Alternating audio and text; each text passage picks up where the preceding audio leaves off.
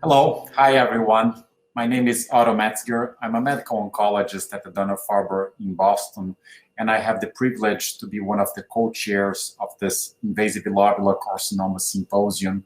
So before starting, I would like to do a special thank you to my co-chairs who helped us put this together, and a special thank you to the team at UPMC who has helped us to make this virtual conference a success.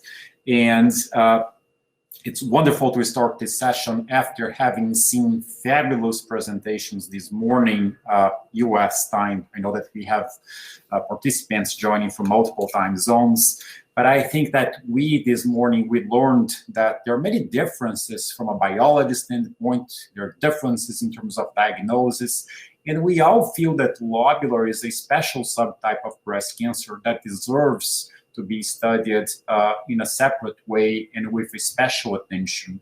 So for this upcoming session, we put together a very nice panel with experts that are going to be talking about critical issues when we're treating patients in our clinical practice.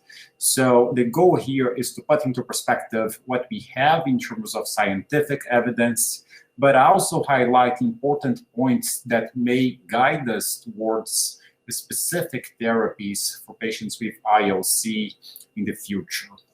So our first speaker is Professor Sabine Linn from the Netherlands, who has accepted to give us a talk and talk about the general aspects of the treatment of an early stage invasive lobular carcinoma. So thank you so much for joining. It's very nice to see your face. And just before starting, I was joking that I hope that we won't have to do many more virtual conferences in the future. And it's going to be very nice to be back to regular in-person presentations. But for the moment, this works very well. And I hope everyone will enjoy this session. Thank you, Sabine. Thank you, Otto, for the nice introduction. I'm going to try to share the slides, and please let me know if you can see them. Can you see them?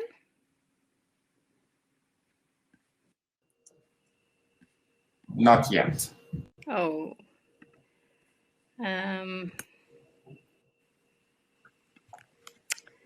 We rehearsed and then it worked, but now it's, let's try it again.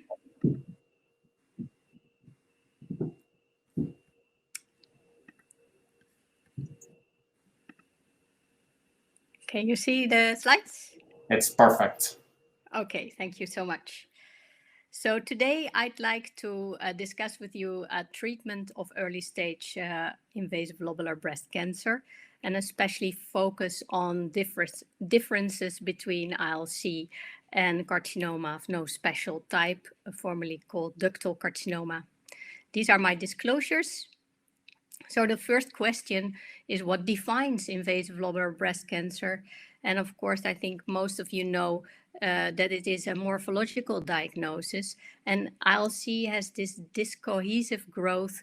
It's growing diffusely and infiltrative, and it's growing along anatomical planes, and that's the main reason why it's pretty difficult to diagnose and why it's different from carcinoma of no special type that you can see on the right, and has all these cells together forming a lump.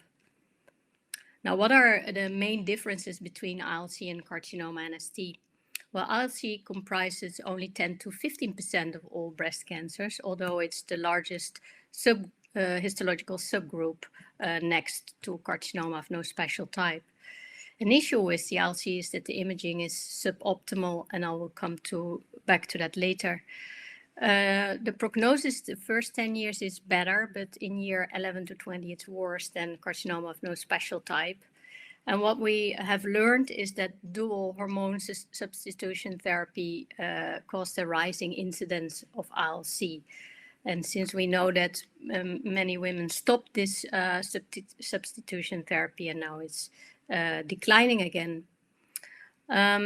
Of note, ILC has a particular metastatic pattern, and it often metastasizes to the GI tract, to bone, and to reproductive organs. And so this is slightly different compared to carcinoma of no special type, although that also often metastasizes to bone. And I'm sure you heard a lot about the molecular makeup already today of ILC, and that is markedly different from carcinoma of no special type. And the hallmark, of course, is the loss of E-cadherin, and encoded by the CDH gene, one gene. Now, how could ILC have an impact on decisions regarding early breast cancer treatment? Well, for most, I think it's really a difficult clinical diagnosis. It has only vague signs. Usually there's no lump. Less than 15% of these tumors have calcifications on mammography. And when it presents, sometimes there's thickening of the skin, or there's dimpling of the skin, or there's a retracted nipple, and that sometimes is the start of the diagnosis. There's a different, well, you should be aware that imaging is difficult in ILC, so MRI should be more often used. I will come back to that.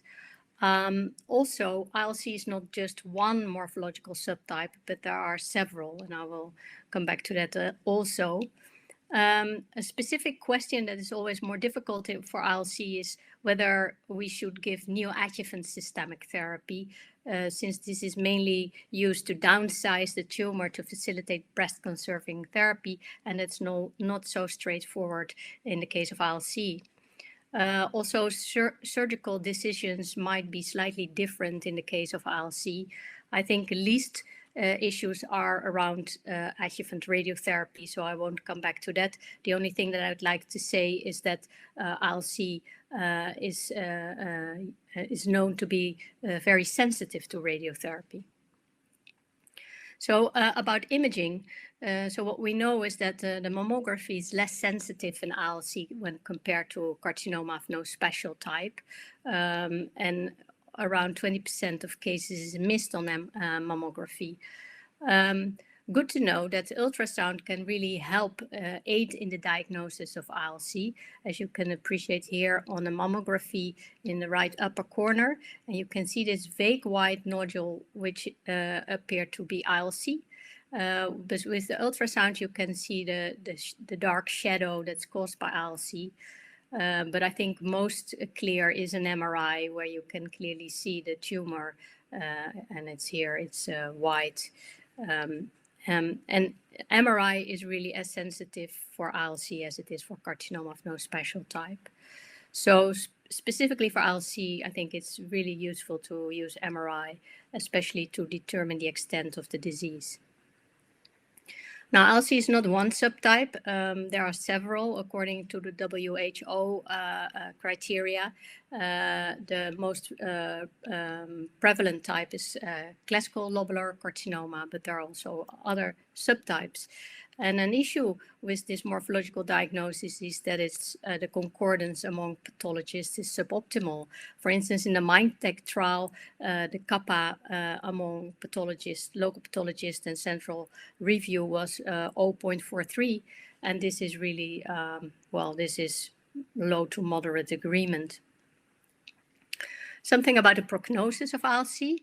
It is pretty similar to carcinoma of no special type, and this is a cohort studied by Pestalozzi, published already some years ago. It is a cohort that was diagnosed between 1975 and 2002. 30% was no negative. Only 5% had not received adjuvant systemic therapy, and slightly over half were over the age of 50 years. And what you can see is that the yellow line is the ductal, the lobular breast cancers. And on the x-axis is the time in years, and on the y-axis is the percentage of patients alive. And what you can see is that the first 10 years, the lobulars do better than the ductal carcinomas, but the second 10 years, it's the reverse.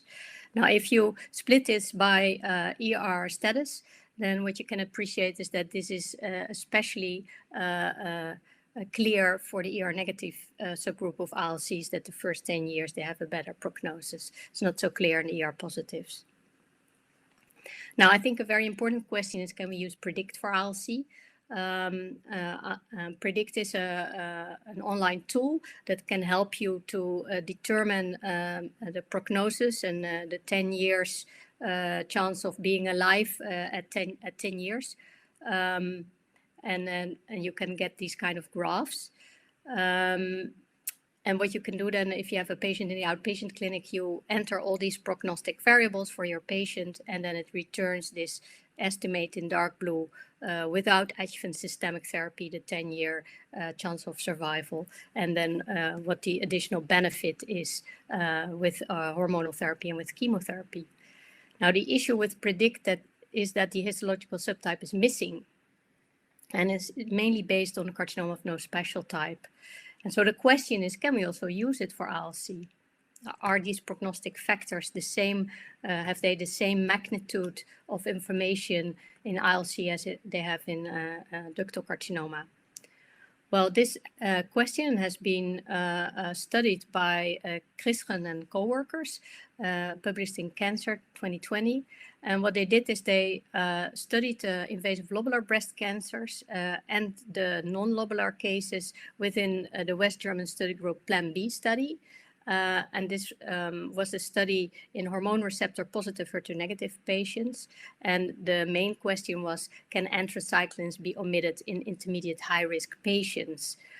Over 3,000 patients were registered, and 2,400 patients were randomized to either chemo with or without anthracyclines. They had follow-up for non-ILC patients in almost 2,000 cases, and for ILC in 272 cases. And what they found was, and here in the figure on the left side, on the y-axis, you see these standard prognostic factors, and on the x-axis, you see the hazard ratio. And in the upper panel are the non-lobular patients, and in the lower panel, the lobular patients. And what you can appreciate is that, for instance, pathological N3 status, the prognostic impact has a hazard rate of 3.7 in non-lobular, but has a hazard rate of 12 in lobular. So this is much more powerful in lobular than non-lobular.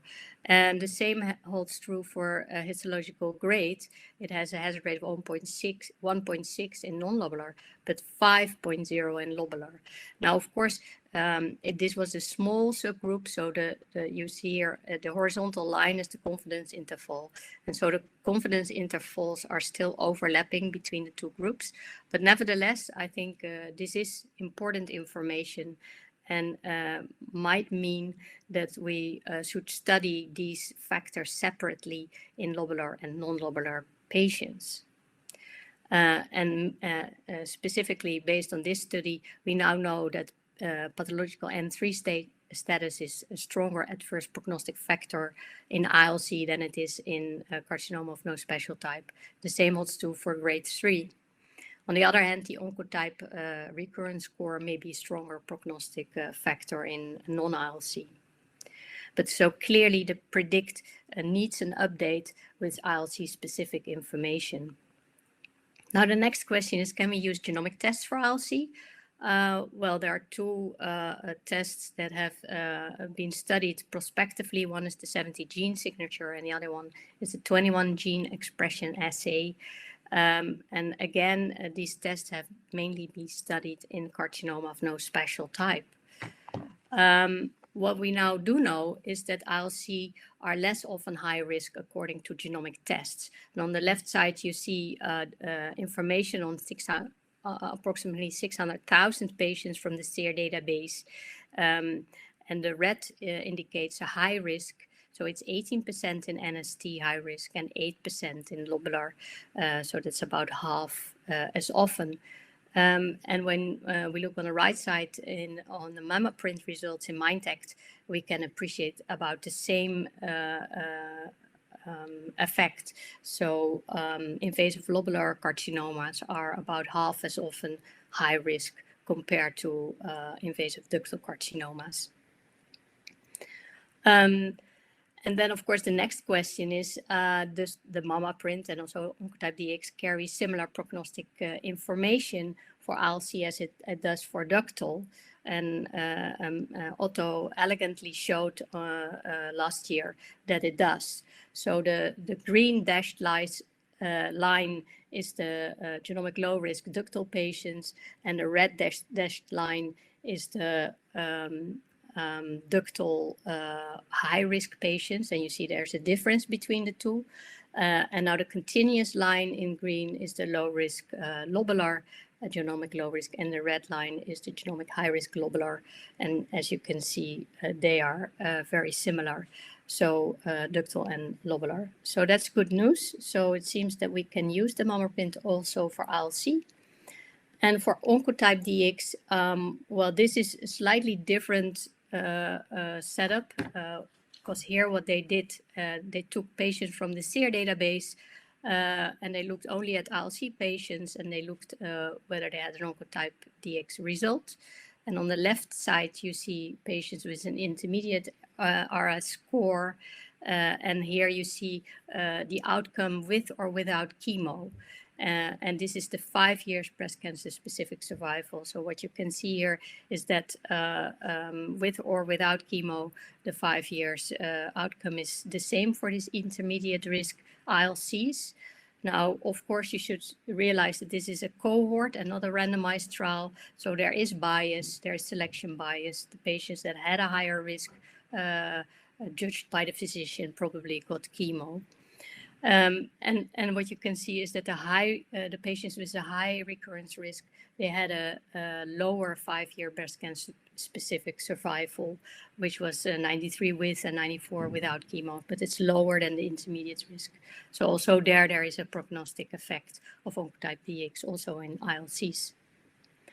Now the next question, so if we know that there is a small subgroup that might benefit from chemo, so probably the genomic high-risk ILC patients, then the next question is whether we should treat these patients, especially when they have larger tumors and you would like to downsize facilitating breast-conserving therapy, whether that's useful. And so what will be the PCR rate in invasive lobular versus ductal? And this is an older table from a publication 2007. And on the left side, you see studies where in lobular, and on the right side in ductal. And these are the rates, the PCR rates achieved. And so if you summarize that, the PCR, the chance of a PCR rate in invasive lobular carcinoma is less than 5%, while it's 10 to 15% for invasive ductal carcinoma. So that questions whether you should use it. On the other hand, there are also papers that show that although you hardly ever achieve PCR, chemo can still be useful in downsizing. Importantly, when you then use breast-conserving surgery in such a patient, then there's a 20 to 30% risk of an irradical resection. The good news, however, is that if you do then a re-lumpectomy, so no mastectomy, but again a lumpectomy, then 75% of these patients can achieve a radical excision. And other good news, I think, is that there is no difference in outcome between lumpectomy and mastectomy in ILCs at 15 years of follow-up. So I think that's also reassuring. So lumpectomy is not something that would worsen the prognosis. Now, what has been puzzling to me is that the Oxford Overview recently published the benefits of dose-dense chemo versus standard chemo, and they also looked at lobular.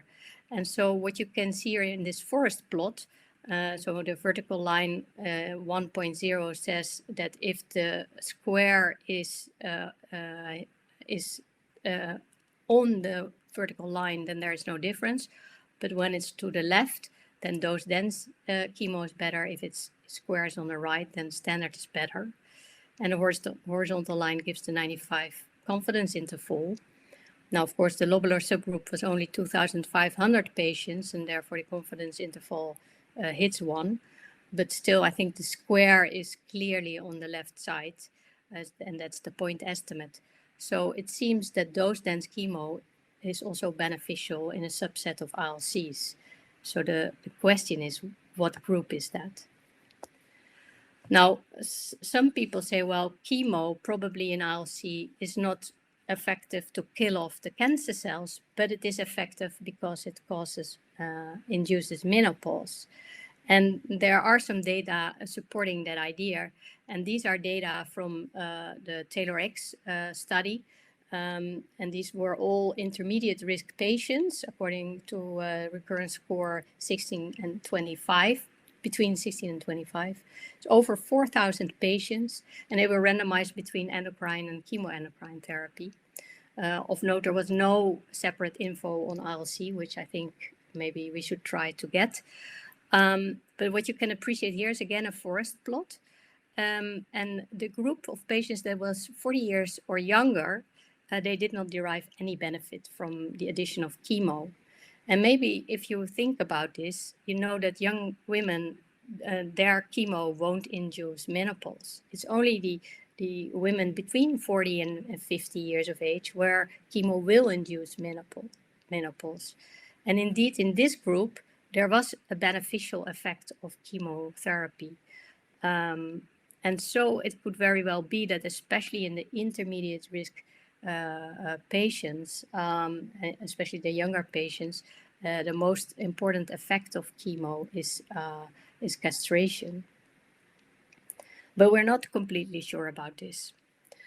And what it makes it more complicated is that in the Oxford overview, if we look in the ER-positive subgroup that is postmenopausal, and then these are several trials, again, comparing endocrine versus chemoendocrine, then we can appreciate that even in postmenopausal hormone receptor positive patients, there is a benefit of the addition of chemotherapy with a relative risk reduction of about 20% in the risk of dying from breast cancer. So it's still not completely clear. But if we summarize when you should give adjuvant or neoadjuvant chemotherapy in the setting of ILC, then I think we can be sure that we should consider this when there is stage 3 disease, also when there's genomic high risk according to MammaPrint or Oncotype DX, or when the ILC is triple negative or HER2 positive. And in the latter case, of course, with the addition of anti-HER2 targeted therapy. But clearly, we're still in need of a biomarker for chemotherapy benefit in ILC, and preferably stratified by menopausal status. Now, just one more slide, and then I'll stop, because I think it's also important to discuss what will be the best endocrine therapy for ILC. And this was an elegant study published by Otto again in JCO in 2015. And it was a post hoc analysis of the big 198 study, where 5 years of letrozole was compared to 5 years of tamoxifen or switched strategies. But here we are looking only at the 5 years letrozole versus the 5 years tamoxifen. And this analysis comprises 2,900 cases, again a forest plot. And what you can see that in ductal as well as in lobular, letrozole is better than tamoxifen. But if we look where the point estimate is, then it's clear that the point estimate is more to the left for lobular. So based on this, and it was confirmed in the Austrian study, it seems that aromatase inhibitors are more effective than tamoxifen in postmenopausal ILC patients. So it brings me to the conclusions that ILC is a distinct breast cancer subtype.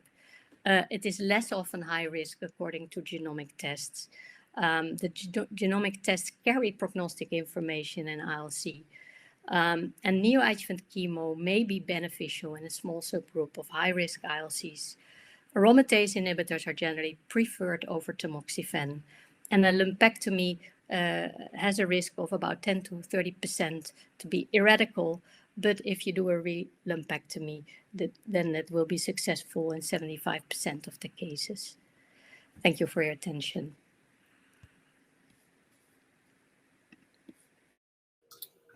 Thank you so much, Sabine. This is a very nice summary and sets the stage for very interesting discussions about how to treat and how to manage patients diagnosed with ILC in our clinical practice.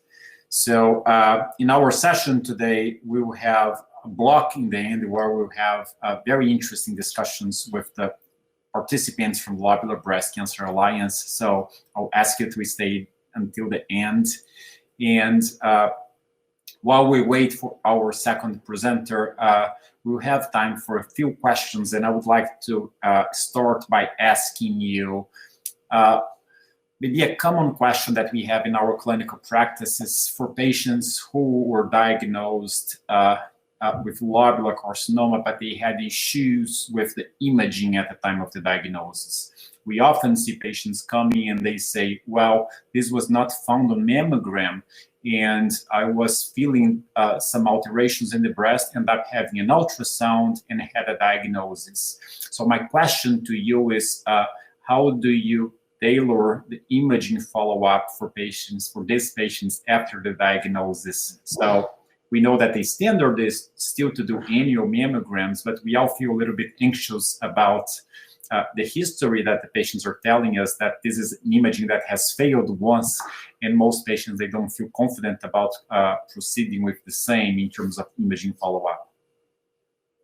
Yes, Otto, I think this is a very important question, and also something that I think we should really rethink. I think in these patients where mammogram has failed, we really discuss in our practice to do the annual follow-up with MRI and not with mammography anymore.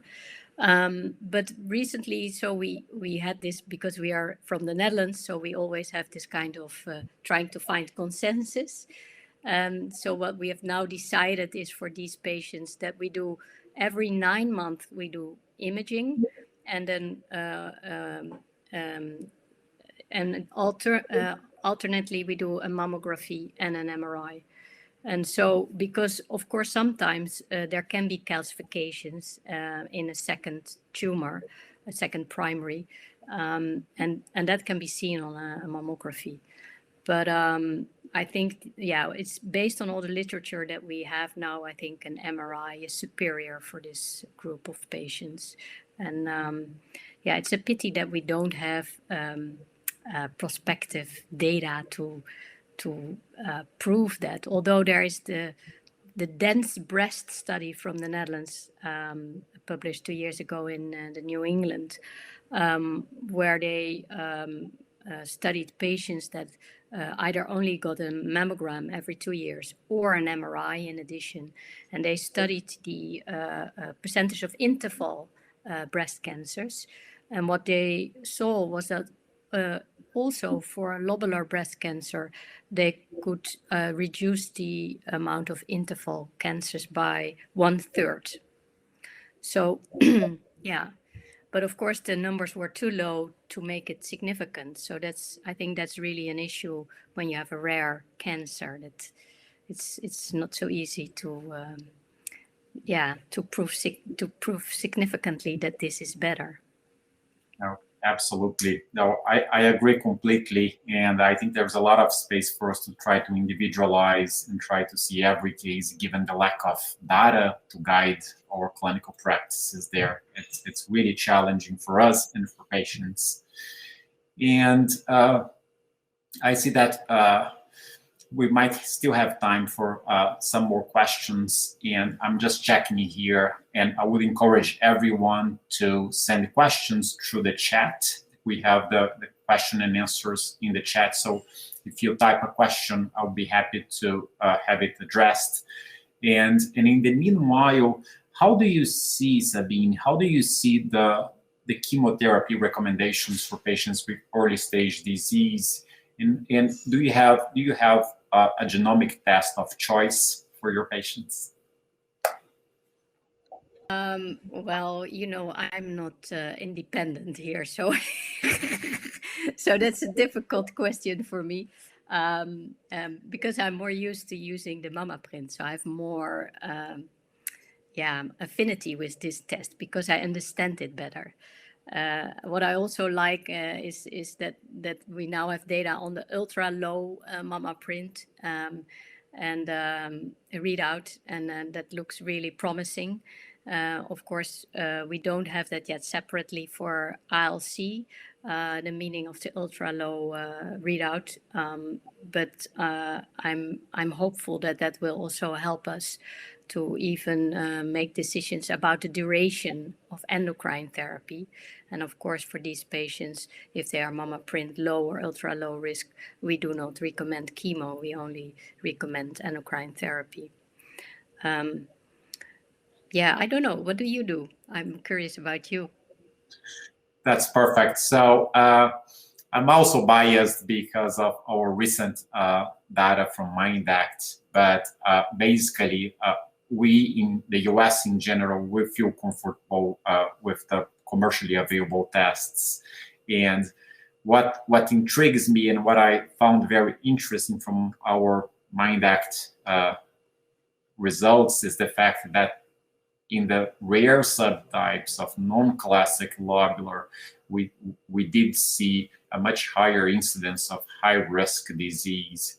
So I think that we still need to do more work and be very careful, because it's not, I think that lobular is particularly a subtype of breast cancer where it's difficult to try to guess if this would be a high-risk biology or not by reading a very good pathology report because of the characteristics of the disease. So I really feel that it's the genomic tests, they are very important in general for us to try to find a subset that might benefit from chemotherapy when there is enough risk to justify an indication.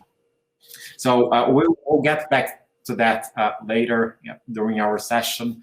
And I'm just seeing that Rinath Jeselsohn just joined us, and she will give a talk about estrogen signaling in invasive lobular carcinoma. So Rinath is a colleague of mine from the Farber-Cancer Institute. She's an assistant professor at Harvard Medical School, and is someone who has a deep knowledge, really an expert in the field of estrogen receptor signaling, where she conducts very interesting basic and translational research as a PI in her lab. And as a physician scientist, it's been wonderful to have her as a close collaborator. So Rinath, thank you so much for joining, and we're looking forward to hearing from you. All right, thank you. I'm just going to share my... Excellent. Thank you. And thank you everyone for bearing with us while we solve the multiple glitches from our virtual life. So I'll let Rinath start and go ahead with our presentation. Thank you, Rinath. All right, thanks. Can you all hear me? I want to make sure I'm in the right place.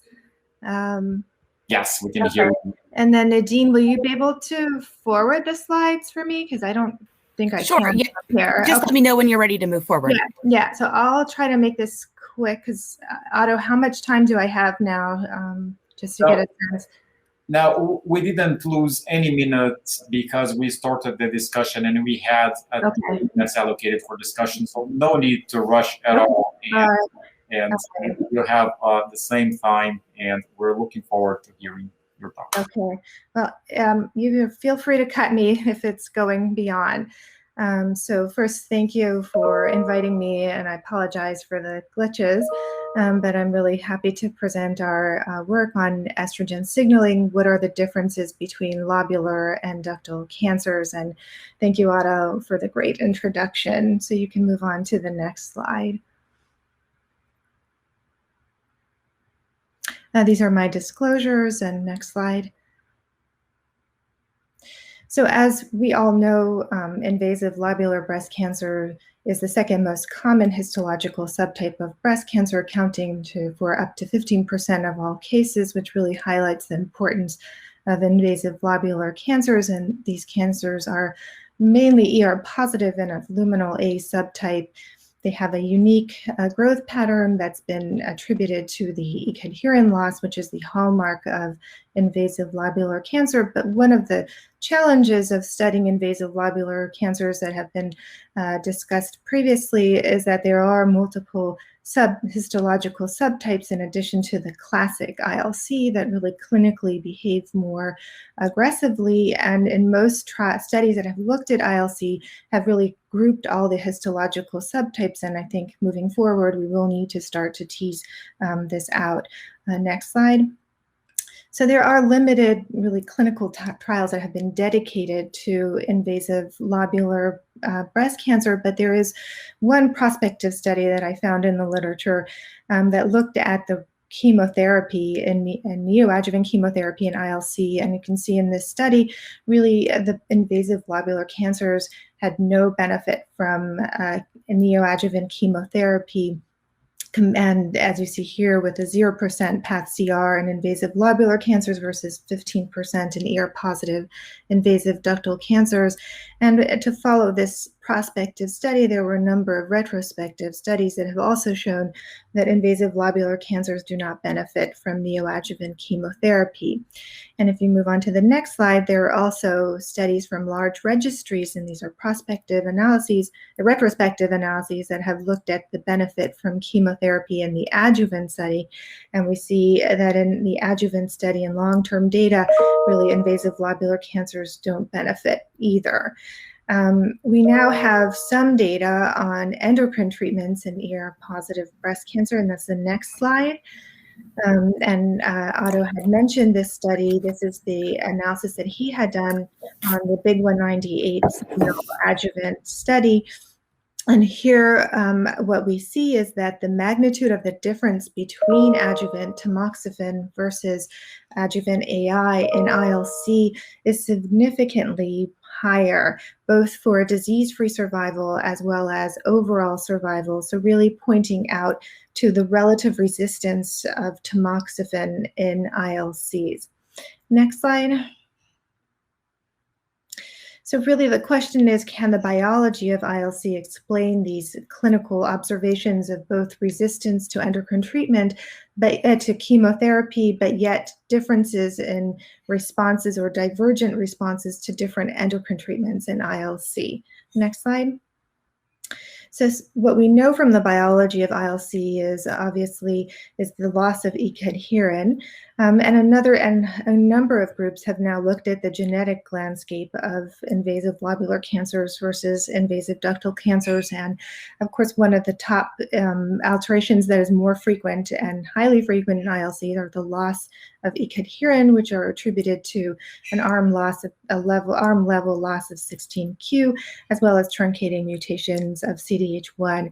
In addition, ILCs have higher frequency of PIK3CA mutations, lower frequency of P53 mutations, lower frequency of MYC and cyclin E1 amplifications, all pointing towards an luminal A phenotype.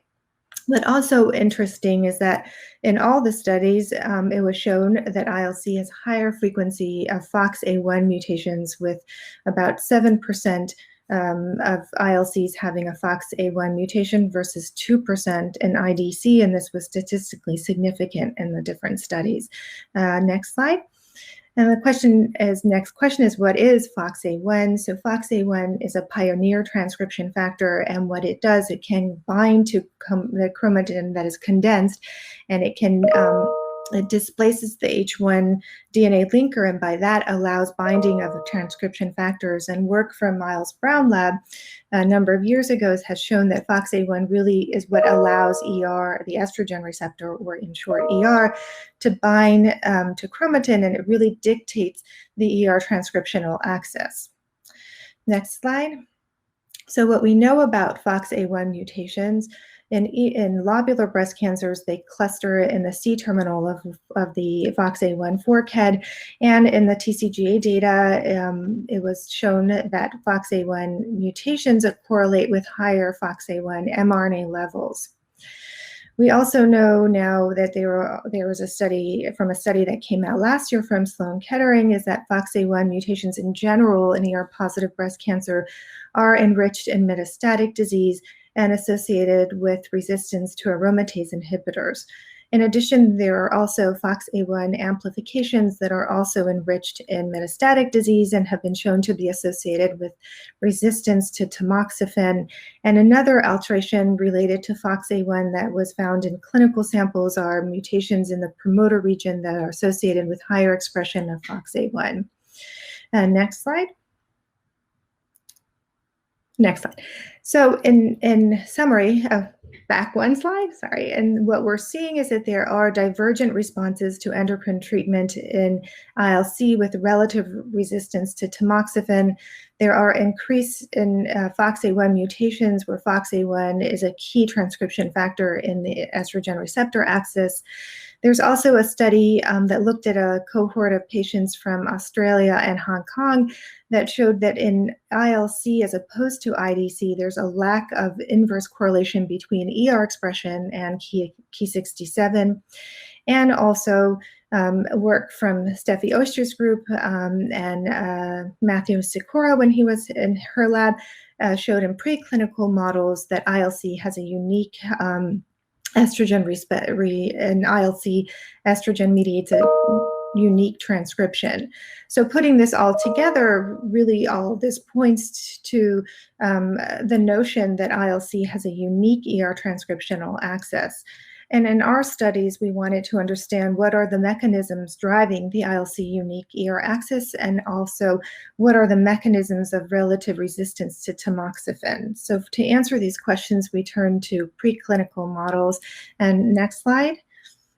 And we used cell line models, the classical ILC models, MDAMB 134 and SUM44. And for the IDC models, we used the MCF7 and T47D cells. And as you can see here in this plot is when we look at what are the genes that are regulated by estrogen, comparing the invasive lobular cancer models versus the invasive ductal cancer models, we saw that there are about close to 800 genes that are commonly regulated by estrogen, but the majority of the genes are actually unique either to ILC or IDC. And to better understand what's driving these differences in response to estrogen, we performed non-biased studies. Next slide. And did ATAC-seq, which basically enables us to see where are the chromatins, where is the chromatin accessibility in response to estrogen in a genome-wide level. And as you can see here in this correlation, sample-to-sample correlation plot, when we did these experiments in all 4 models, we saw very strikingly that the lobular models clustered or segregated from the ductal models. And next, if you can press the next one, thank you. And really this correlation is driven by more close to 12,000 accessible sites that are gained in the lobular models. And there were also close to more than 5,000 sites that were lost in the lobular models. And when we look at those chromatin accessible sites gained in the lobular models to understand what are the transcription factors that are binding there and potentially opening chromatin in those sites, the top motif that we identified is FOXA1. And to follow these results and see really is FOXA1 really driving open chromatin and the chromatin state in ILCs, we performed FOXA1 SHP sequencing in all models, and that's the next slide. And as you can see here, again, in a sample-sample clustering plot, you see that indeed the lobular models, when we look at the FOXA1 binding sites, the lobular models segregated from the ductal models, and this was driven by more than 12,000 FOXA1 binding sites that were gained in the lobular models. Next slide. We next looked to integrate, and we next integrated the FOXA1 SHP sequencing data and the ATAC sequencing data. And what we saw that was really striking is really that all those sites that had gained chromatin accessible sites in the lobular versus ductal models also had gained FOXA1 sites, as you can see here, circled in these blue dots. So really cementing the role of FOXA1 in the unique chromatin state of lobular cells. Next slide. And to see if this has any clinical relevance, we turn to the TCGA ATAC-seq data, which includes 56 ER-positive tumors, and among these are 14 lobular cancers. Just to note that none of these cancers harbored a FOXA1 mutation.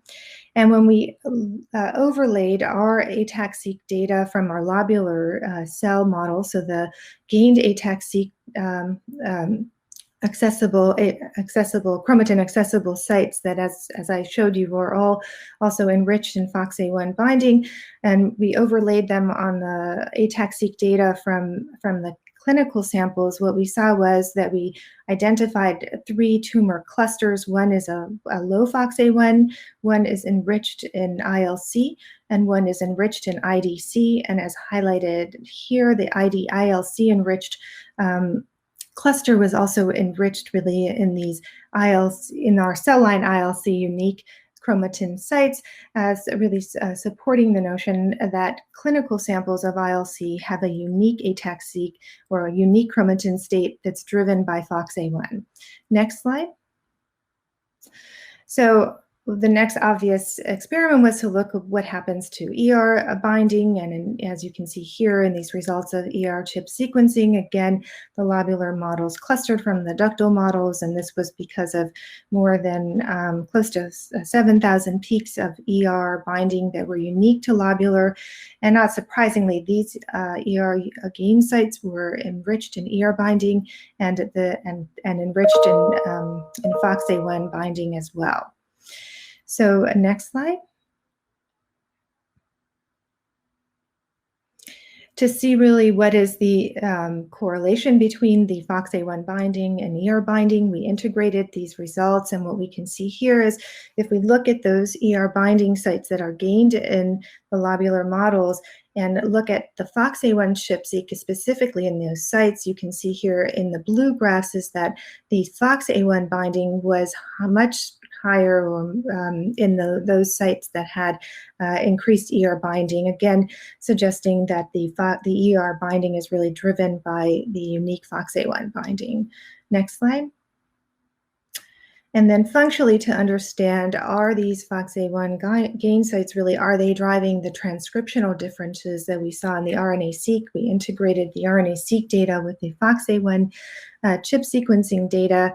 And as you can see here in this correlation plot, where the x-axis is depicting the gene expression, differential gene expression data comparing the lobular models versus the ductal models after estrogen stimulation, and the y-axis is looking at the FOXA1 regulatory potential using the FOXA1 chip sequencing data, with the blue line representing the FOXA1 binding sites that are gained in the lobular models, and the purple line representing the FOXA1 sites that are shared for the lobular and ductal models, with the triangles and dots representing a bin of 100 genes.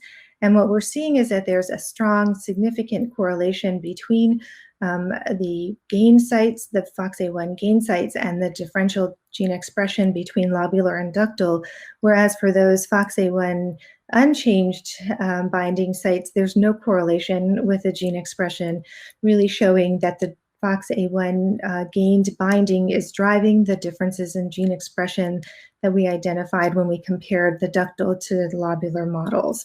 Next slide. And when we integrate the chip sequencing data and the RNA sequencing data, we can also look at what are the specific pathways that are directly regulated by gain FOXA1. And when we do that, the pathways we see are pathways that are involved in ER signaling, which would be obvious since FOXA1 is driving ER, but also other pathways that are important for tumor progression, such as Notch signaling, TGF-beta signaling, hypoxia, and the NF-kappa B signaling. Next slide. So to see if this has any clinical relevance, we again turn to clinical data. And for this, we used clinical cohort data that includes both transcriptional data and outcome data. Next slide.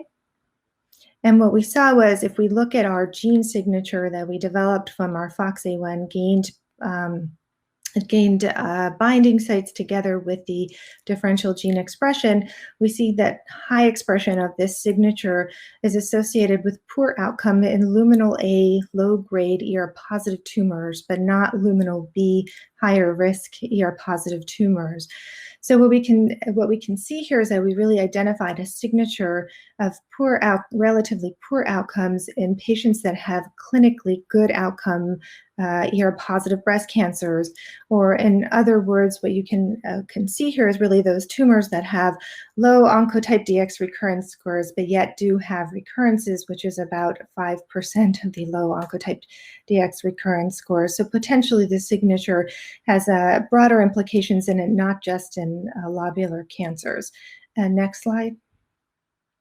We also looked more specifically at what are some of the specific genes that are direct targets of FOXA1 and ER and are upregulated in the lobular models. And some of the top genes that we found are RET, SNAIL, and CASI1. SNAIL was also identified to be an ER target by Matthew Sikora, and some of the newer genes that we found was RET and CASI1. And what I'm showing here in this Western blot to validate these results, we silenced both ER and or FOXA1 and looked at the expression of these genes. So looking first off at FOXA1 expression from this Western blot, you can see already that FOXA1 expression is higher in the MDA134 model compared to the MCF7 model. And also you can see that when we silence FOXA1, we see that we're also silencing ER, providing evidence for the ER regulation by FOXA1. In addition, as you can see here with RET, we validated that RET expression was higher in MDA-MB134 model and also is regulated both by ER and FOXA1. And RET was of particular interest to us because of selective RET inhibitors that are now in clinical use for other cancers. Next slide. And what is RET? RET is a receptor tyrosine kinase that recognizes the glial-derived neurotrophic factor. It has been shown that there are high levels of RET in about 40 to 60% of breast cancers, and a majority of these are ER-positive breast cancers, and this is not due to RET genomic amplifications. There are rare, RET mutations are rare in breast cancers, but RET is a direct ER target gene that has been shown in preclinical models to increase proliferation and migration in ER-positive breast cancer models, and more recently, model of RET expression showed that it is oncogenic in the mammary gland, and importantly, it activates key pathways in ER-positive breast cancer, such as the MAP kinase, ERK, and PI3 kinase, PI3-AKT pathway. Next slide. So as I noted before, there are selective RET inhibitors that have been approved for other cancers, such as lung cancer and thyroid cancer, and we tested these selective inhibitors in our models. And for these studies, we use growth rate metrics because growth rate metrics are independent of the rate of cell division, which is a limitation in the lobular models that grow very slowly. So to overcome this potential issue, we used growth rate metrics. And as you can see, both for selpercatinib and pralsetinib, that are both two selective RET inhibitors, we see that the MDA-MB model was highly sensitive to these inhibitors, whereas the MCF7 cells were relatively resistant. Next line. So we went on and looked in vivo using a xenograft model of MDA-MB134, and as you can see here in this graph, we see dose-dependent activity of selpercatinib, and we see enhanced activity when we combine selpercatinib with fulvestrant in this model. Next slide. The next slide. So our next go back. Sorry, another slide. So our next question, as I as I noted before, was we did see that the MDA model had higher expression of FOXA1, and likewise for SUM44, we saw higher expression of FOXA1. And in these models, when we subjected these models to DNA sequencing, we did not see FOXA1 amplifications or FOXA1 mutations in these models. But we did see that this increase in FOXA1 levels was due to increase in the transcriptional level. And that led us to ask what is really causing this increased expression or transcription of FOXA1. Next slide. And to answer that, we first looked at what regulates FOXA1. And for this, we used the SystemDB toolkit, which is basically has curated multiple chip sequencing data sets. And what we can see here is really that the top regulator of FOXA1 is FOXA1 itself, which is not surprising, as this has been described for multiple transcription factors that they are auto-regulated. Next slide. And because of that, we looked at our chip sequencing data to see what is happening upstream to FOXA1 gene, looking first at FOXA1 chip sequencing. And when we did that, what we found surprising to us is that we found upstream to FOXA1, the FOXA1 gene itself, we saw that the lobular models have unique peaks, as you can see circled here, and we called them peak 1 and peak 2. And when we looked at our H3K27 acetylation chip sequencing data, we saw that this site upstream to FOXA1 is a super enhancer, which is not surprising given the key role of FOXA1 in luminal differentiation. But we did see that the lobular models, the super enhancer was different compares to the ductal models. As you can see here circled, we saw that it extended beyond the super enhancer in the ductal models and overlapped with the unique FOXA1 peaks that we found. And we also saw evidence for these peaks and this unique super enhancer in a patient sample. As you can see in the green snapshot, these are results for FOXA1 chip and H3K27 acetylation from peritoneal cells isolated from a peritoneal fluid from a patient with metastatic ILC. Next slide. So to understand if these two peaks really have a functional role, we went on and used CRISPR-I technology, or using CRISPR-I, we inactivated these two peaks. Next slide. And what we saw is, as shown here, in MCF7 cells, when we inhibit these two peaks, we do see peak 1, there was low downregulation of FOXA1 expression, but this did not result in proliferation changes. But in comparison, if we look in our lobular model, and that's the next slide, what we saw is that if we inhibit both peak 1 and peak 2, we see a significant downregulation in the expression of FOXA1. And moreover, importantly, we saw that inhibition of these two peaks led to profound proliferation inhibition, really showing that these two peaks have key functional roles in inhibiting FOXA1 and inhibiting proliferation. And next slide. So lastly, we asked, can the ILC unique epigenetic state and the unique FOXA1 system explain the relative resistance to tamoxifen?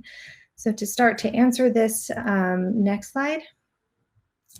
We first wanted to validate that indeed the ILC models were resistant to tamoxifen. And again, we used the growth rate metrics for this. And as you can see here, and this was also shown by Steffi in her previous work, is that the ILC models are relatively resistant to tamoxifen compared to the IDC models. Next slide. And to better understand the mechanism of resistance, we first looked at what happens to ER binding in response to tamoxifen in MCF7, the IDC model, versus the MDAMB lobular model. And what we saw was that in the MCF7 model, when you treat with tamoxifen, not only are you changing the balance between cofactors, the co-activators and co-repressors, we also found that we also see loss of more than 5,000 peaks. So there's loss of ER binding, and these binding sites are retained in the lobular models after tamoxifen treatment. And we look to see at these 5,000 ER binding sites, do they also have FOXA FOXA1 binding. And as you can see here in this enrichment plot, indeed, these 5,000 binding sites have increased FOXA1 binding in the lobular models when compared to the ductal models, as shown in blue versus red. Next line. And to test and see if really this binding is dependent on FOXA1, we looked at the ER binding after silencing FOXA1 and treating with tamoxifen. So as you can see here in the red graph, which shows these 5,000 binding sites after FOXA1 silencing, we see really that they are lost, really showing that the persistence of this binding after tamoxifen treatment in the lobular models is dependent on FOXA1 binding. Next slide. And to see if these binding sites are significant, we looked at the transcriptional changes by tamoxifen treatment, and showing you to the left is looking at the RNA-seq differences with tamoxifen treatment in the MDA-MB versus the MCF7 model. And you can see that, again, most of the changes, the transcriptional changes with tamoxifen treatment in lobular model versus the ductal model are not shared. And there are more transcriptional changes in MCF7 model, in the MCF7 cells versus the MDA-MB cells. And furthermore, when we looked at the genes that are likely or predicted to be regulated by those 5,000 peaks that are retained in the lobular models, we see, as you can see here in this enrichment plot, is that those genes are enriched indeed in the genes that are downregulated by tamoxifen in the MCF7 cells. And those genes have key roles in inhibition of the ER signaling, as expected by tamoxifen, and some of the key pathways such as MYC and cell cycle. So in summary, what we saw in these studies, and that's the next slide, is that ILC has a unique chromatin state that's driven by the reprogramming of FOXA1 genome-wide binding, and that the gain FOXA1 binding mediates an ILC unique ER transcriptional access that leads to the transcription of a gene signature of poor outcomes in ER-positive low-grade tumors. We also showed that this gain FOXA1 binding leads to increased transcription of unique genes that could be targets for treatment, such as RET and RET inhibitors. In addition, we found that tamoxifen treatment leads to the loss of ER binding sites that regulate the transcription of genes with key roles in tumor progression. And these binding sites are retained in ILC and are dependent on FOXA1 binding, really providing a novel mechanism for tamoxifen resistance in ILC.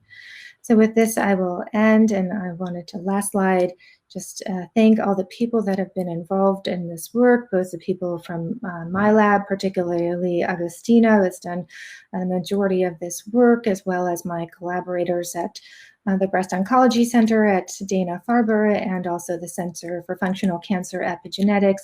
And finally, and importantly, I'd like to thank the Moore Foundation for funding this work. Thank you.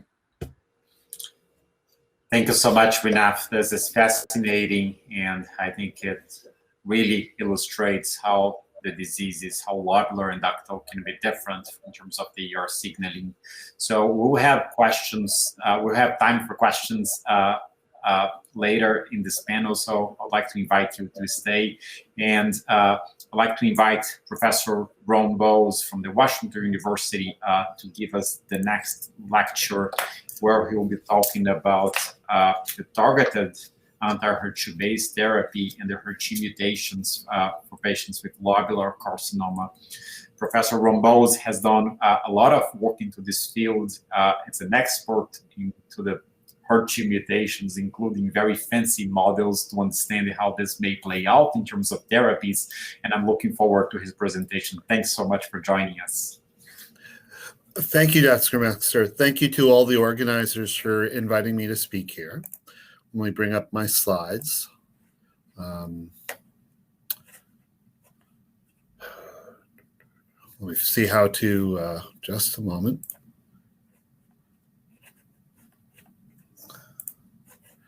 I'm trying to figure out the share screen. Sorry.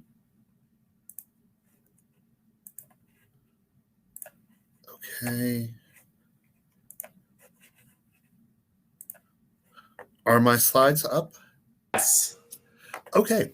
Perfect. Thank you. So I would like to talk with you about HER2 activating mutations in invasive lobular breast cancer, talk about the treatment rationale for using anti-HER2 targeted drugs.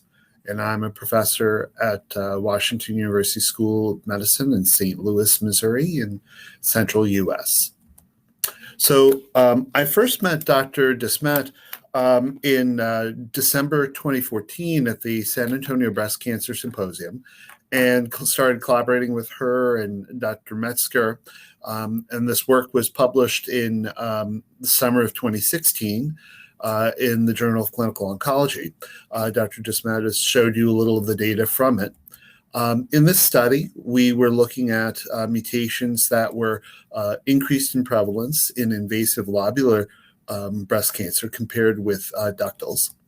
And HER2 was mutations were one of the events that were found through the genome sequencing of lobular cancers.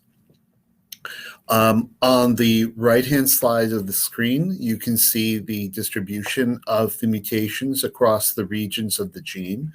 There are also mutations in the HER3 gene, which is a HER2 binding partner. And we had mapped out where these mutations occur on the three-dimensional structure of the HER2 or HER3 protein so that we could understand how these mutations might affect protein function and protein activity. So our knowledge of HER2 activating mutations starts back in 2004. So researchers at the Sanger Center in the UK identified HER2 mutations in non-small cell lung cancer patients.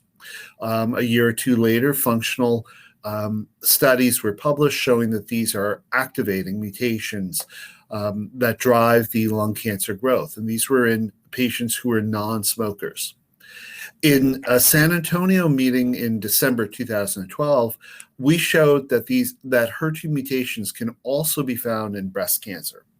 And our first case that we identified was a postmenopausal woman who was diagnosed with ER-positive, HER2-negative stage 3 breast cancer.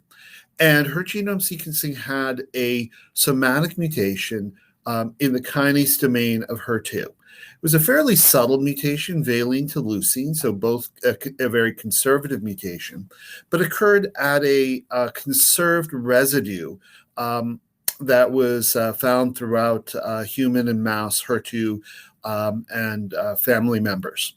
And when we tested this in a purified protein system, we were really amazed to see that we got about a 20-fold increase in kinase activity by this particular HER2 mutation. We dug further, working with the Cancer Genome Atlas Project, and 7 patients there were found to have HER2 mutations.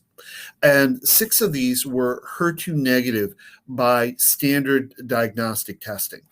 You can see that on the table on the left, or in the cloud plots on the right. This cloud is the HER2 negative patients, and 6 of the 7 patients with mutations are found here. There was one patient who was both HER2 positive, i.e. amplified, and had a HER2 mutation in it. So what we're tending to find is that HER2 mutations most commonly occur in the patients that are called HER2 negative based on immunohistochemistry or based on FISH testing. But you can occasionally see cases where mutations and amplifications co-occur. We looked across 1,500 breast cancer patients and saw a very interesting distribution of mutations. What you see here in what we call a lollyplot is clustered missense mutations, which are a genetic signature of a gain of function or an activating event. And this is a lot like what one might see with KRAS, PI3 kinase, or other well-known gain-of-function mutations.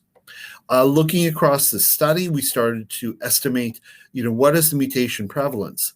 In newly diagnosed patients with any type of breast cancer, lobular or ductal, the prevalence is fairly low, about 1.6%. But when you consider in the US, there's about 250,000 patients diagnosed per year, that translates into 4,000 patients with newly diagnosed breast cancer, which may be having a HER2 mutation that's undiagnosed. In metastatic breast cancer patients, our initial studies placed it higher, though some recent work from Dana-Farber Cancer Institute may put it as high as 4 to 5%. And that translates into many thousands of metastatic breast cancer patients in the US who may have HER2 mutations. And most interestingly, for this symposium, lobular breast cancer patients have HER2 mutations at a frequency of about 5 to 7%.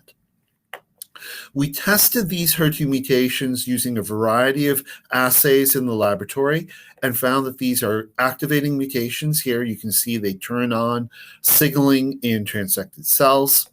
We did inhibitor studies. These are all published work, so I won't spend much more time on it, but we found that neratinib was the most potent and most effective inhibitor in our preclinical model systems for these HER2 mutations. And this prompted us to launch our first clinical trial for HER2 mutations in metastatic breast cancer. This clinical trial launched in 2013. We called it the MUTE-HER trial for mutations of HER2. And patients were screened for patients that were metastatic and HER2 non-amplified were screened for HER2 mutations. Those that were HER2 mutated were given neratinib, an oral HER2 tyrosine kinase inhibitor, a standard dose. This is the FDA-approved dose now. And we had a very standard phase 2 clinical trial design. Do the patients benefit from it? What is their side effect profile, and how long can they stay on it before we see disease progression or intolerable toxicity? The reason that we did this trial with HER2 non-amplified patients is that the HER2 amplified patients, i.e. HER2 positive, already have many anti-HER2 drugs that they can be treated with. The HER2 non-amplified patients would not be eligible for HER2 targeted drugs under the FDA packet insert and guidelines at the time. So with this clinical trial, we recruited 16 patients, and we got very promising initial results. We had one patient who had a complete response lasting 8 months. We had another partial response, and then a number of patients with bone-only disease who had long duration of stable disease, one almost a year and a half. So our clinical benefit rate was 31%, and our median progression-free survival was 16 weeks. And for monotherapy in patients with heavily pretreated metastatic breast cancer, you can see 2 to 10 prior regimens, median of 3 prior regimens.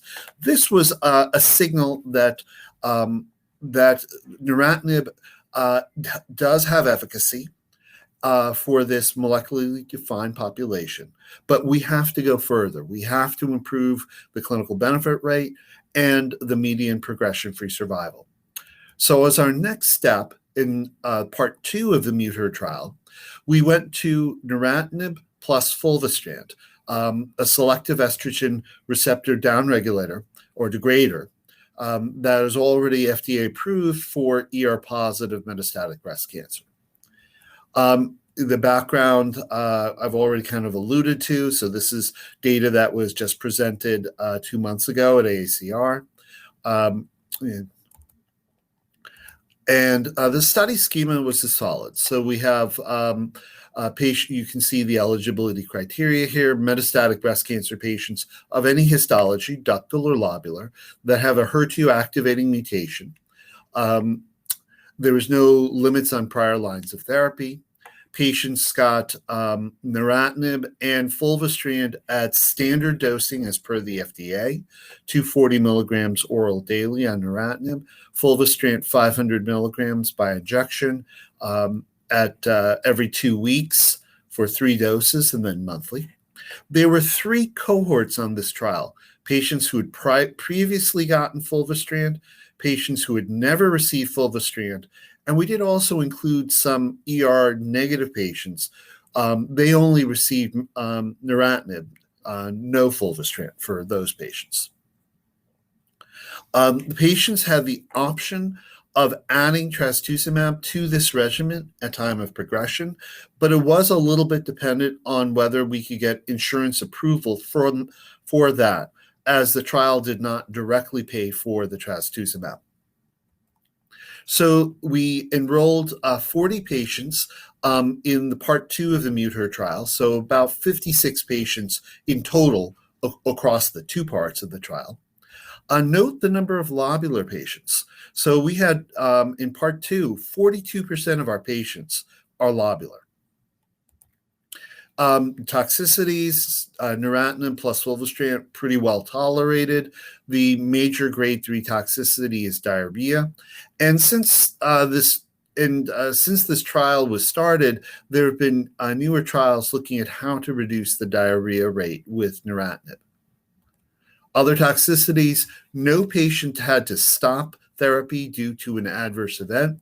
Neratinib dose reduction was done in 15% of patients. 5 out of those 6 patients went just down to 200 milligrams, but 1 had to go down to 160 milligrams, mainly due to diarrhea. And you can see listed here, the adverse events that required dose reduction. The efficacy is shown here across the 3 cohorts: the fulvestrant treated cohort, the fulvestrant naive cohort, and the triple negative cohort, the ER negatives. So we saw in the fulvestrant treated cohort, clinical benefit rate of 38%, median progression-free survival of 24 weeks. So an improvement over what we got with neratinib monotherapy. Fulvestrant naive, also quite similar, 30% CBR, but when you look at the confidence intervals, these 2 really overlap. PFS, again, also in the 20 week median, but the confidence intervals from the fulvestrant naive versus fulvestrant treated also pretty much overlap. Not only 1 responses in the ER negative population who got neratinib monotherapy only. When we did some subgroup analysis to see what were predictors of response, the top predictor of response was lobular histology, with a p-value of 0.02. And that was particularly striking to us. A number of 5 patients were able to have trastuzumab added at time of progression on the neratinib plus fulvestrant. 3 of those patients achieved a partial response on that second regimen. 1 patient had stable disease lasting greater than 24 weeks, but 1 patient had progressive disease fairly quickly.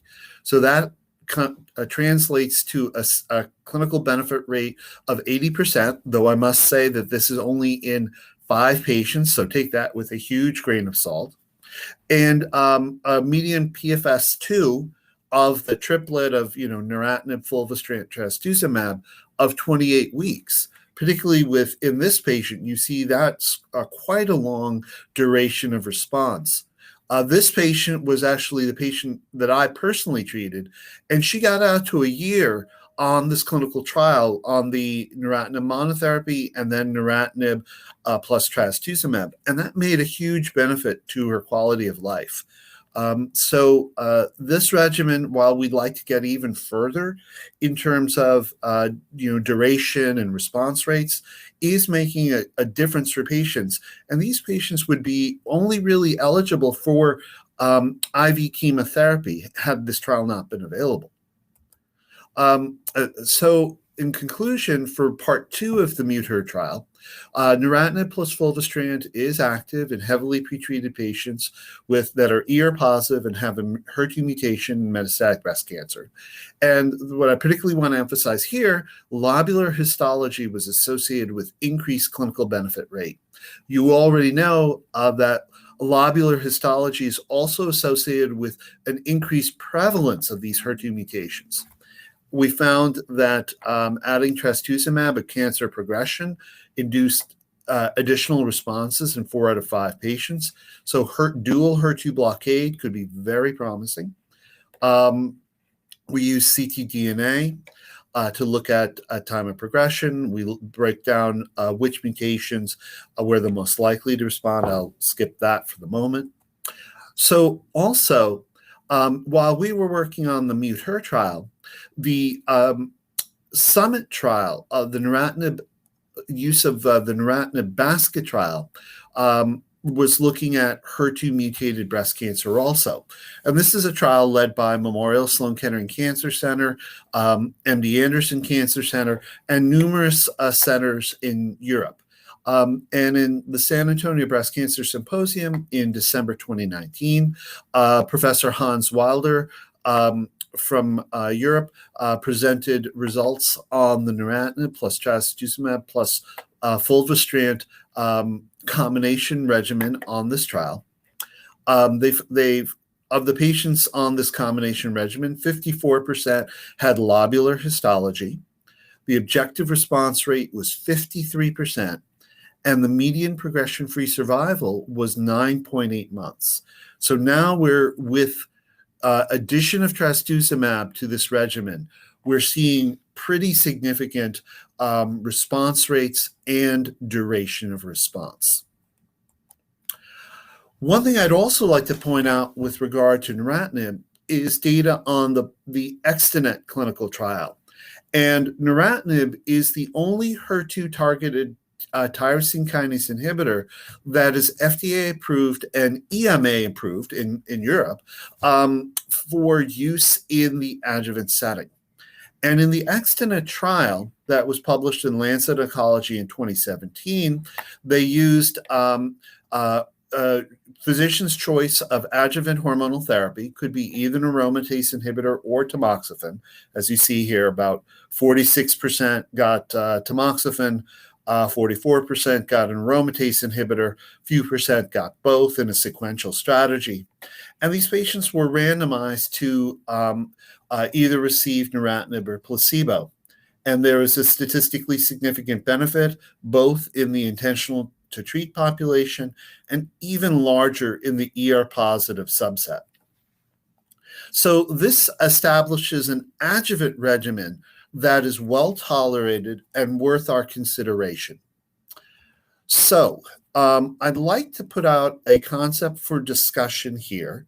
And I realize we're time limited, so we could have a little discussion maybe in the Q&A and then maybe further discussion offline or via the chat. So what I'd like to propose is that we're at the time where we should move genomics to earlier stages of invasive lobular cancer patients. We're now using genomics in stage 4.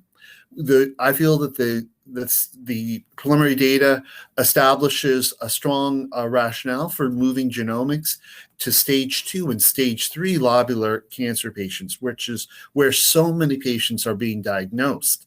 So we would use ER-positive patients with lobular breast cancer, as that's the 95% of lobular population, subject them to a next-generation sequencing panel, identify patients with HER2 activating mutations.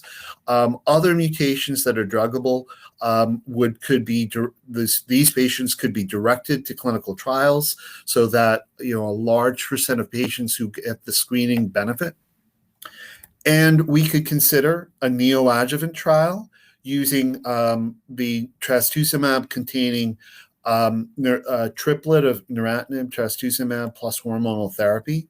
I think probably an aromatase inhibitor or tamoxifen would probably be easier than fulvestrant there, though we can certainly discuss that. I think that we should also consider adjuvant trials. A single-arm phase 2 adjuvant trial could be neratinib plus an oral hormonal therapy agent. And that could be very useful in terms of working out logistics, establishing feasibility, getting enough sites on board.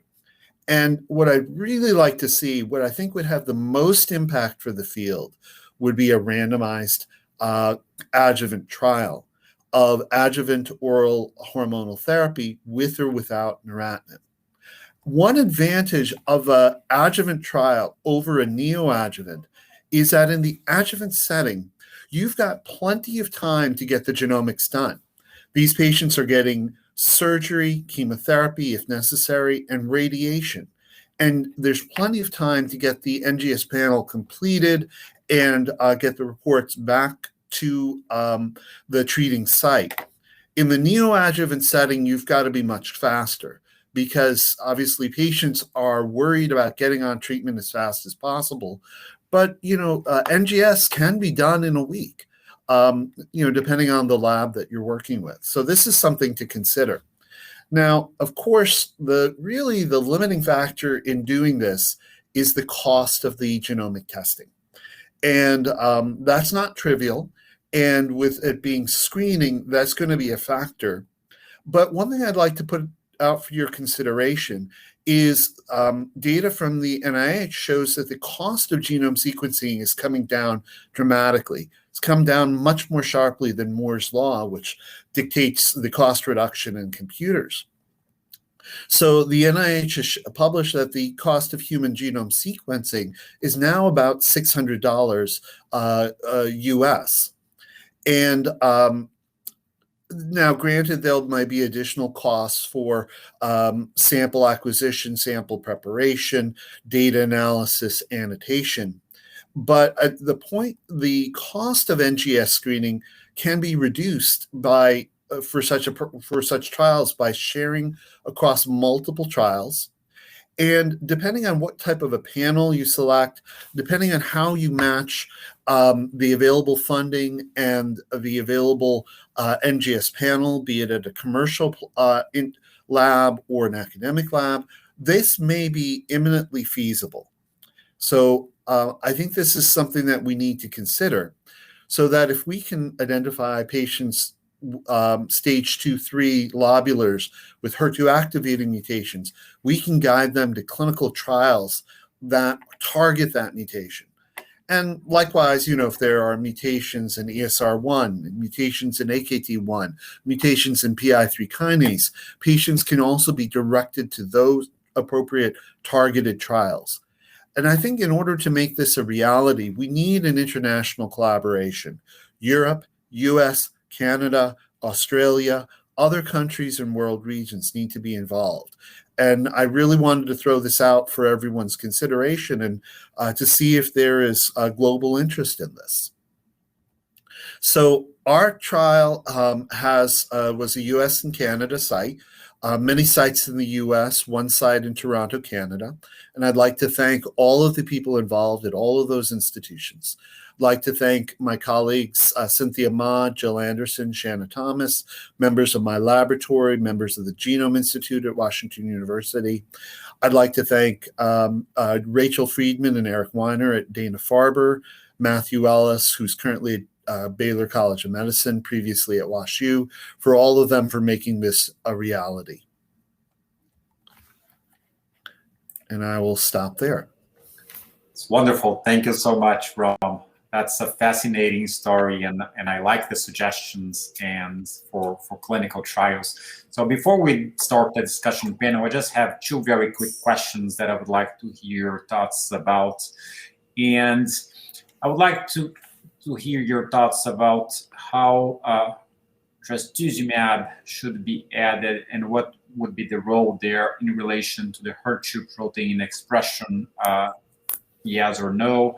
And the second follow-on question is if you have data about preclinical efficacy of the novel TKI inhibitors like tucatinib for the HER2 mutations. Right. So on your first question, so we're seeing benefit for addition of trastuzumab regardless of the HER2 IHC score. And we've seen that both preclinically as well as in the clinical trials. So I think that the HER2 dual blockade has benefit regardless of the expression level, because the mutation really drives the signaling pathway. And when you have that, when you have the activating mutation there, trastuzumab is showing efficacy even without overexpression. On your second question, there's certainly been a lot of, that's a common question that we get asked. So tucatinib, there is interest in it. There are some preclinical data on it. There's a few ongoing trials on it. But tucatinib as a newer drug does not have the body of clinical trial results that neratinib has. Neratinib is the only TKI that has an adjuvant therapy indication. And so I think that neratinib right now remains our kind of standard in this regard. It's where we have the most data. But we wait to see what comes out further on tucatinib in the future. Perfect. Thank you. So for the next 15 minutes, we will have a panel where we're going to address questions that were sent to us from the participants and also from through the patient advocates. So I'm thrilled to have here Laurie, who is now at the head of the Lobular Breast Cancer Alliance, which is a relatively new organization that has made a huge impact so far for the field. So through LBCA, we are now funding 2 types of grants that are basically focused on research projects dedicated to invasive lobular carcinoma, one through the American Society of Clinical Oncology. It's a young investigation award, and we should see the results soon. And another grant through AACR. So it's very nice that LBCA has not only played a role in raising awareness about lobular, has played an important role in sharing information in a format that can be easily understood by patients, but now has taken this step forward for funding. So thank you, Laurie, and let's go ahead with the questions. And thank you everyone again for joining. This is a very interesting session. Thank you for that introduction, Otto. It's really great to be here, particularly since I think it was canceled twice. And so far, the sessions have been fantastic. So I have a few questions fielded from patient advocates that were compiled prior to the session. And then I have some that I found in the chat box and pulled out. And I think I'll just sort of focus on the ones from the patient advocates particularly, and kind of go back and forth between a couple of them. And the first question is for Dr. Bose. If you could comment on the status of the MUTARE-2 trial, and related to that, your trial proposal, question about whether you're proposing there would be a corresponding ductal cohort, and why or why not? Yes, so the MUTARE trial is completed. So we enrolled 56 patients in total. The clinical trial results from part 1 were published in 2017. Part 2 was formally presented in April at the American Association for Cancer Research meeting, and we're writing it up for publication. In terms of the trials that I was proposing, I would propose this to be specifically for lobular breast cancer, because so many lobular breast cancer patients are diagnosed as stage 2 or stage 3. We know that 5 to 7% of them will have a HER2 mutation, but yet their pathologist will diagnose them as HER2 negative based on antibody, the immunohistochemistry or FISH, which don't pick up the mutations. You need to do gene sequencing to find that. and that they could benefit from getting a neratinib-based treatment, which is an already FDA-approved drug. We need to do this trial in order to establish this as standard of care. Yes, a patient listening to this presentation could go to their doctor and say, hey, can I do this on my own? But most medical oncologists and certainly most insurances are going to say, wait a second, there's not enough data to prove that. And we need a clinical trial to establish the level of proof for this to become, available around the world standardly. Great, thank you. Let's see. I think I'm going to go back to a question that was for Dr. Linn. Returning to the question of tamoxifen versus AIs, we've got a lot of questions coming in about this. And one question in particular from premenopausal patients, we all hear a lot in the communities about whether ovarian suppression and AI is better than tamoxifen. And can you just discuss the pros and cons?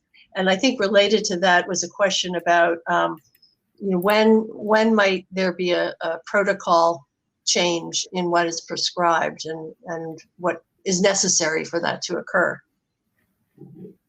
Yeah, I think this is a very, very important question. And in fact, I already put an answer in the chat that I think what is really needed and what would be great if we could do that is to go back to the soft text studies and really tease out the invasive lobular breast cancer patients and see whether the results overall and I would like also to highlight that there is a difference between the HER2 negative and the HER2 positive premenopausal patients. So what we clearly see is that for the HER2 positive premenopausal patients, the preferred treatment is tamoxifen plus ovarian ablation, and the ovarian ablation is critical for the risk reduction. But of course, the large majority is HER2 negative. And there seems to be an overall benefit in favor of an AI plus ovarian function suppression. Now, of course, it's also important to judge the absolute risk for a given patient to get a recurrence. And if that absolute risk at 10 years is very low, and this could be really low if you have a nodal involvement and you have a genomic test result that's low risk, and you had no indication for chemo, then if you look at the soft text data, then 5 years of tamoxifen without ovarian function suppression gives an overall survival at 8 years of 98 or 99%. That's just on top of my head. But so that's amazing, this outcome. So that I don't think that ovarian function suppression is then worth the toxicity, because it's really toxic. But I'd like to hear other ideas. Maybe Otto and Rinath and Ron can also comment on this question. Well, just briefly, I agree with. I think that tamoxifen remains as the treatment of choice for patients who have low to moderate risk, and this has to be a discussion for with your oncologist, to which extent it's low risk of relapse based on the tumor stage and the extent of the disease. And for patients who have a higher risk of disease, I'm usually in favor of adding ovarian suppression. I'm obviously biased because I feel that I have concerns that tamoxifen might not be the best drug for lobulars, but it doesn't mean that it cannot be used for low risk. So for patients who have higher risk, and this is the same for lobular or non-lobular, we do consider the addition of ovarian suppression with either tamoxifen or an aromatase inhibitor. So the addition of ovarian suppression makes the treatment more effective. So that's why the risk stratification is important here. But there are many other issues in relation to tolerability, patients' preferences. So there is a lot of space for making treatments more individualized based on all these things that I mentioned. Thank you both for that. I have 2 questions for Dr. Jeselsohn, and actually many more coming into the chat. So I think we're going to have to figure out a way to answer them after the session concludes. But in any case, Dr. Jeselsohn, can you address what, and others of you as well, might be most promising for future targeted therapies for ILC? So I think, well, one thing is, and we've discussed this, is really trying to better understand the question of tamoxifen, because I think that is really a key question, and hopefully we will get some more data from the neoadjuvant study that Otto conducted at Dana-Farber, where patients were randomized, and this was a study dedicated to patients with lobular breast cancer versus ductal cancer, and we have now tissue samples collected pre and post letrozole, so an aromatase inhibitor versus tamoxifen. So I hope we'll get more as we do the correlative studies, as we'll get more information to really understand if there are truly fundamental differences in response to tamoxifen in lobular versus ductal, because it really is a very important question in how we treat patients, and we don't have that answer yet. Having said that, we are developing, and there are currently new novel oral estrogen receptor degraders in clinical development. There are about 10 of them currently in clinical development, and some of them already in phase 3 studies. And we might learn that those are better than both the aromatase inhibitors or tamoxifen, or maybe the combination of SERDs and aromatase inhibitors. So I think as we learn more about these SERDs, this might be, they might have a key role in lobular breast cancer as well. So thinking about other targets for lobular breast cancer, so, as Dr. Bose mentioned, the HER2 mutations are more common, although they are, again, they're still not that common, so it's still relatively rare, but they are more common in lobular breast cancers, and we have, now strong clinical data suggesting that for these patients, really, we should be targeting HER2. And then, as I showed, we had found from our studies, and these are all preclinical studies, we found RET as a potential target in lobular breast cancers that we're hoping to continue our preclinical work and potentially bring this into the clinic as well. There are now drugs that have been approved and fairly well tolerated in other cancers targeting RET, so that is something that we would like, we're hoping to continue to study. So those are some of the targets, but still, this is highly driven by ER, and finding better ways to target ER will be key as we want to target, to treat lobular breast cancers. And I have a related question for you. Someone asked, can you comment on the gelato immunotherapy trial early results and what that might mean for the future potential therapies? And maybe that's for all of you. I'm not sure.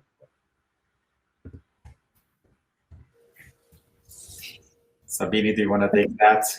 Yeah, I can answer that because it's a trial that runs in our institute. So this is a trial in metastatic lobular breast cancer who have received at least an AI before being entered onto the trial. And it's a trial where patients receive immunotherapy with atezolizumab, so anti-PD-L1, in combination for the first 12 weeks with low-dose carboplatin. And in fact, it is 2 weeks. So the atezolizumab starts 2 weeks later than the carboplatin. So the idea is if you have an immunologically cold tumor, to make it more hot by the carboplatin, and then you come with the atezolizumab. And so in this trial, what we've seen is that it was a phase 2 trial with a clinical benefit rate. I think around 20% was needed. And what we saw was that indeed that was achieved. So I think it was even a little bit more than 20% with a clinical benefit rate. I think of, well, I can't recall, it's 16 or 24 weeks. But I think the main message from this trial, what we learned is that it is mainly effective in the pleomorphic ILCs, so in the triple negative ILCs. And there was very effective, but so that suggests, we also know that for checkpoint inhibitors in general, they are more effective in the triple negative space than in ER plus HER2 negative. So yeah, it was consistent with that notion. Just to echo that, at Dana-Farber, Sarah Tolaney in our group did a study of eribulin plus pembrolizumab, and it was a randomized study, and it was a negative study. So far in metastatic ER-positive breast cancer, we're not seeing great activity for immunotherapies. So it's nice to see that there's a study dedicated to lobular breast cancer patients. Original ideas stemmed from the papers from Cielo and Michaud, where they saw in profiling invasive lobular breast cancer that it was a subgroup that had more immune signaling. So that's why we thought maybe it could be beneficial for this subtype. So also the idea is to look for how many of these patients we have in the trial. We did not check that up front. We will do this post hoc analysis to see whether there were any patients with the immune subtype. And I'm really curious to see those results as well. But for now, it's really triple negative, yeah. Excellent. Laurie, we have time for maybe 2 quick questions. Well, I have one overarching question that I think all of you can answer. We've heard a lot in the orientation session for focused on patient advocates, and then this morning and through the day from you about various places where we really need to study more. And I want to echo what Dr. Bose said about, I think any studies really do need to be cross-lab, cross-country, collaborative. I think that's really the way we need to go. But I also want to ask, so we heard that, diagnosis, pathology really needs improvement. Imaging really needs improvement. We have to answer the questions about the drugs of choice for premenopausal and just, what's going on there and everything else that you discussed. So I guess from each one of you, I'd like to hear what you think should be done next. Well, I fully agree with you that this is a wonderful forum to bring people together across the globe, and virtually allows us to connect without having to get on an international flight. I hope that this will kind of prompt further discussions and connect people. I personally would like to see more genetic testing and genomics applied to cancer. I'd like to see that move beyond the metastatic situation, because if we apply these types of tests earlier on, we could probably get even larger benefits for patients.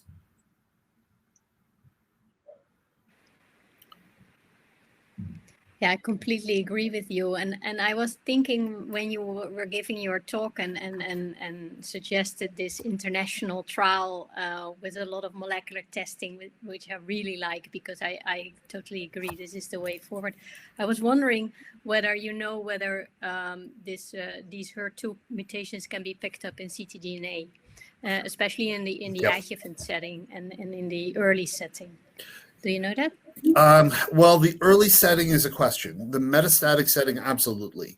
So Nick Turner's group, as part of Plasma Match, has an arm that looks at HER2 mutations.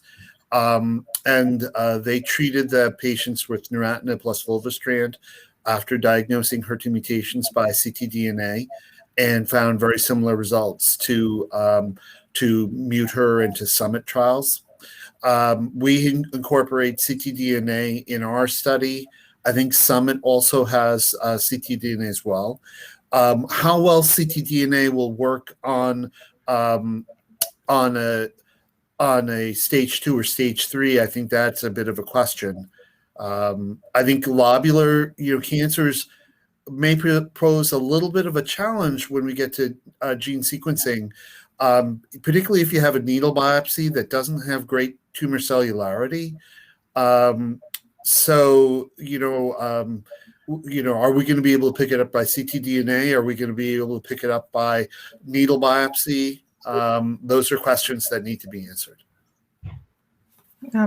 So I'll just say my 2 words. One is I agree with Dr. Boss's that having an international consortium would be critical for doing a large study of ILC patients. If we really want to optimize adjuvant treatment in ILC, it will require thousands of ILC patients, and that will really require a multinational effort. And then another thing that was just alluded to and that we're starting to look at is really looking at the level of single cells. And what we found is in lobular breast cancers, if you just take a bulk tumor, for many of them, you really get very little data. And because of the unique histology of lobular breast cancers, the advancements in looking at single cell analyses, a different type of omics I think will be very helpful for us to better understand the biology of ILC, and these tools now are really advancing very quickly, so hopefully we'll be able to learn a lot more. Excellent. I think that everyone agrees that we need to collaborate and to do studies with interesting and intelligent questions so we can improve outcomes for patients diagnosed with lobular carcinoma. So with that said, I would like to thank the panelists again for this very interesting session. The presentations were phenomenal, and I think this motivates us to be thinking about ILC and try to move the field forward. So just in terms of housekeeping issues, so on topics, just want to remind everyone that we have a fabulous program that continues tomorrow on day 2. This is starting at 9 a.m. Eastern time, where we will have, this is going to kick off with Lee Pate, who is the founder of Lobular Breast Cancer Alliance, and a very interesting chat with Steffi, and then 2 interesting sessions where we're going to dig into biology and have many speakers who have published and who have been studying lobular carcinoma. So I hope that everyone will be able to join, and thank you everyone, and have a nice afternoon or evening or morning, depending where you are. Thank you so much. Thank you. Thank you all. Bye-bye.